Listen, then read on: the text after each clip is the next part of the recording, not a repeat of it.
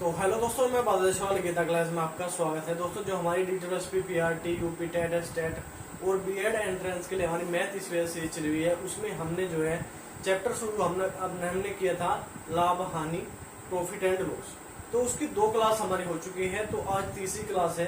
तो इसे समझेंगे, इसमें किस तरह क्वेश्चन है और अलग अलग टॉपिक से जो है इसमें टॉपिक से हमारे जो है मैं क्वेश्चन लेके आता हूँ। क्योंकि देखो, एक चैप्टर में कई तरह के क्वेश्चन होते हैं, जो पहले थोड़े नॉर्मल क्वेश्चन होते हैं, फिर थोड़े हार्ड क्वेश्चन होते हैं, और उसमें भी लैंग्वेज का डिफरेंट होता है। लैंग्वेज के डिफरेंट के हिसाब से भी क्वेश्चन अलग अलग हो जाते हैं। तो देखते हैं आज के हमारा क्वेश्चन क्या है। क्वेश्चन नंबर हमारा 11 होने वाला है। क्वेश्चन नंबर 11, एक व्यक्ति ने एक घड़ी 1600 रुपए में खरीदी।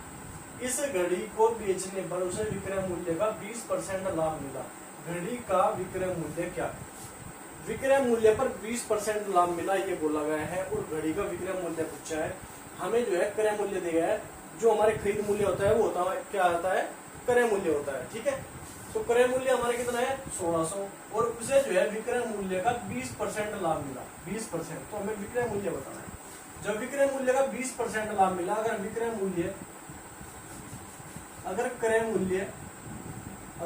मूल्य 100 रुपए है, तो 20% लाभ मिलेगा। 20% लाभ मिलेगा तो कितना हो जाएगा? 120। तो विक्रय मूल्य क्या होगा? 120। और मैंने बोला है कि क्या जो हमें निकालना है, हमें क्या निकालना है? विक्रय मूल्य। विक्रय मूल्य हमें निकालना है। हमें दिया गया है क्रय मूल्य। क्रय मूल्य कितना दिया गया है? 1600 रुपए। तो क्रय मूल्य के नीचे क्रय मूल्य लिखेंगे, और क्या निकालना? विक्रय मूल्य निकालना। तो विक्रय मूल्य ये रहा हमारा, इसी से कर देंगे गुणा। इसी से कर देंगे गुणा। ठीक है, कर दो। 16 दूनी 32 का 2 का ऐसे लगे 3, 16 कम 16 और 3 19। क्या आ गया? 1920 रुपये। 1920 रुपये का क्या था? 1920 रुपये का विक्रय मूल्य जो दिया गया है। क्रय मूल्य दिया गया है, क्रय मूल्य के नीचे क्रय मूल्य लिखेंगे, विक्रय मूल्य के नीचे विक्रय मूल्य। जो निकालना है उसी से करेंगे गुणा। इस बात को आप जो है रट के रखें। ठीक है, उसके बाद क्वेश्चन नंबर 12 है हमारे, किसी वस्तु को 8000 रुपए में बेचने पर क्रय मूल्य का 1/5 के बराबर हानि होती है। इस वस्तु का क्रय मूल्य क्या है? 8000 रुपए में बेचने पर मतलब विक्रय मूल्य है। अब हमें जो है भिन्न की संख्या मिलेगी, क्रय मूल्य का 1/5 के बराबर हानि। तो देखो, का से पहले क्या है, क्या से बाद की क्या है? भिन्न।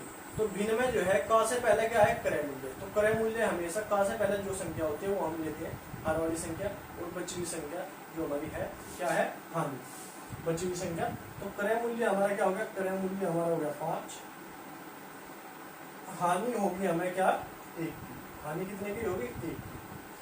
जब क्रय मूल्य 5 रुपए की कोई वस्तु थी, उस पर 1 रुपए की हानि होगी, तो हमने कितने बेची? विक्रय मूल्य क्या होगा?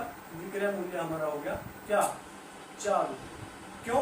5 रुपए की वस्तु पर 1 रुपए की हानि क्या होगी? जब हम इसे 4 रुपए की बेच देंगे। ठीक है, अब हमें दिया गया 8000 रुपए पर बेचने पर मतलब विक्रय मूल्य दिया गया है। हमें क्या निकालना? हमें निकालना क्रय मूल्य। क्रय मूल्य निकालना। हमें दिया गया है विक्रय मूल्य क्या? 8000 रुपए। तो विक्रय मूल्य के नीचे क्या लिखना है? विक्रय मूल्य। विक्रय मूल्य क्या है? 4। क्रय मूल्य निकालना क्या है? 5। तो उसी से कर देंगे 4 से काटा, 4 दूनी 8, 2000, तो 5 दूनी 10, क्या जाएगा? 10,000। 10,000। तो 10,000 रुपए की चीज हमने जो है 10,000 रुपए की चीज 8,000 में बेच दी थी, इसलिए क्रय मूल्य का 1/5 बराबर हानि हुई थी।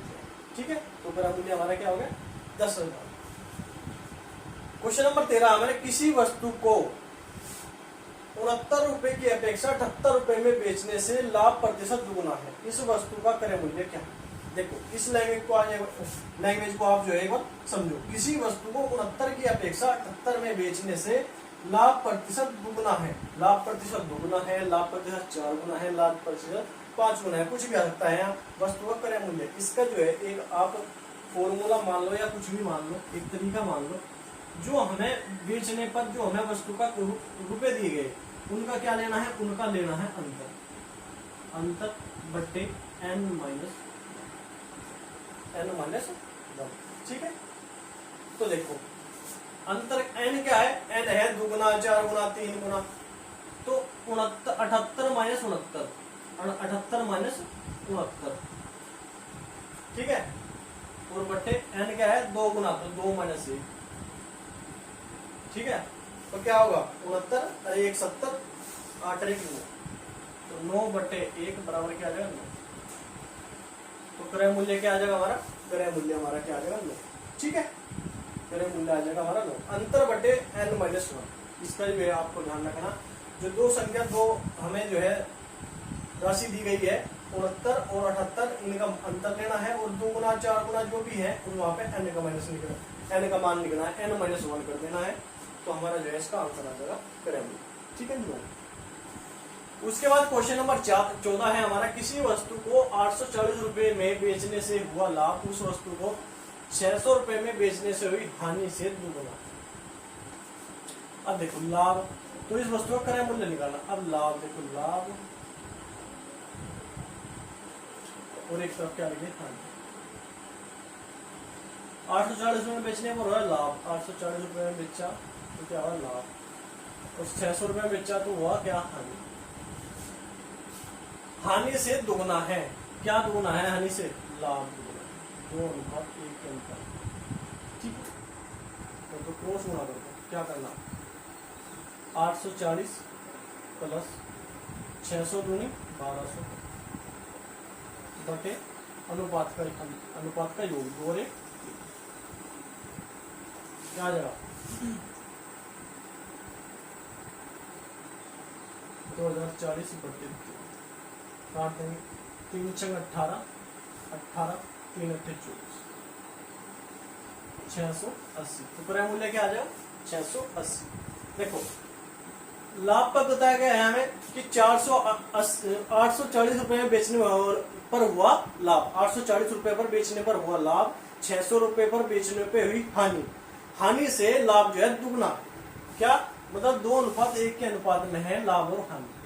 तो इनके क्या करेंगे, क्रॉस गुणा करेंगे, क्रॉस गुणा करने के बाद इन्हें जोड़ेंगे, क्रॉस गुणा करने के बाद इन्हें जोड़ेंगे और बटे में क्या लिखेंगे अनुपात का योग, अनुपात का योग। तो हमारा जो इसका क्रय मूल्य, ठीक है।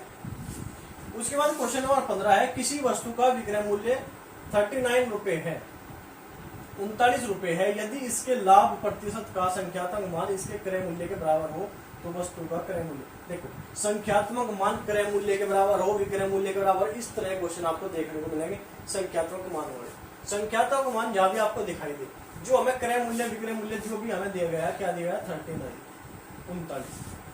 तो 39 का करना क्या है, 39 के ऐसे टुकड़े करने हैं सह अभाज्य, सह अभाज्य मतलब खुद से कटने वाले टुकड़े, ठीक है।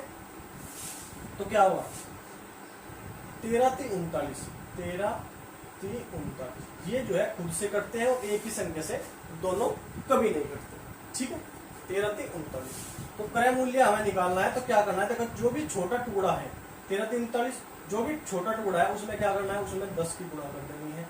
तो हमारा डायरेक्ट जो है इसका क्रय मूल्य आ जाएगा, इसका डायरेक्ट क्या आ जाएगा क्रय मूल्य। जो भी छोटी संख्या है हमारी, जहाँ 3 छोटी संख्या है, इसमें जो है 10 की गुणा कर देनी है, तो क्या आ जाएगा हमारा डायरेक्ट क्रय मूल्य आ जाएगा। इस तरह क्वेश्चन को हमको डायरेक्ट करना है।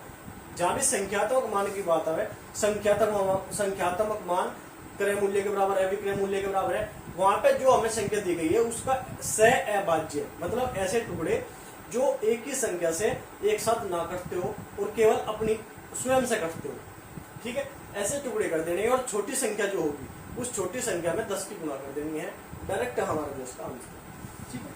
तो कुछ क्वेश्चन ऐसे होते हैं जिनकी लैंग्वेज हमें याद करनी होती है, लैंग्वेज याद करनी होती है कि इस तरह क्वेश्चन आएंगे तो हमें इस तरह करने हैं, तो आप जो है प्रैक्टिस से सीख जाओगे, कोई ऐसी बात नहीं।